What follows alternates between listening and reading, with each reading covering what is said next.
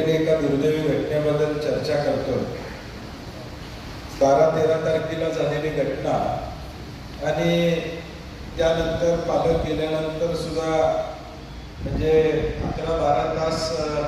त्या आईला थांबावं लागलं तक्रार नोंदवण्यासाठी आणि मग ती तक्रार त्या ठिकाणी घेण्यात आली. या सगळा इतिहास बघितला तर आपल्या लक्षात येईल की भाजपच्या पदाधिकाऱ्यांच्या संबंधित असणारी ही शिक्षण संस्था आणि त्यामुळं हा गुन्हा दाखल करण्यासाठी जो काही विलंब झाला त्याच्या पलीकडे जाऊन शिंदे गटाचे म्हात्रे नावाचे कार्यकर्ते का अध्यक्ष कोणतरी आहेत, माजी नगराध्यक्ष, त्यांनी एका पत्रकार भगिनीला ज्या पद्धतीनं उत्तर दिलं